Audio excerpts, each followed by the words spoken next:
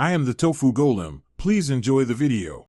You start by confirming prerequisites and taking immediate action. Install the compiler, assembler, and linker you will use. Once installed, create a clean working directory and check in an initial version so you can revert. Next, prepare a minimal configuration file with sample rate and buffer sizes. You want predictable inputs.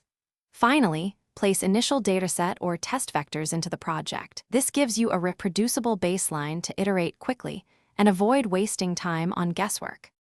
Now you implement the central Turbo CPM loop and tune it for throughput.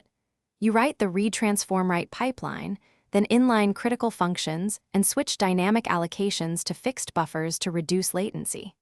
Once that runs, profile with sampling tools to find hotspots. Focus on the 90% of time-consuming code.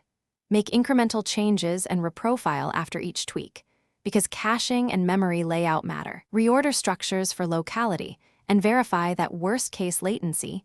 To finish, run full system tests and validate both correctness and timing under realistic load. Make sure outputs remain stable. Then add runtime monitoring, latency histograms, error counters, and resource alerts so you can track regressions. Deploy to a staging environment and run soak tests overnight to confirm stability.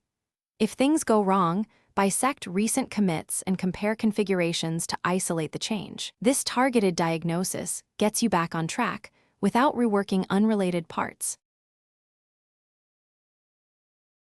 Thanks for watching. Consider subscribing if we helped you today.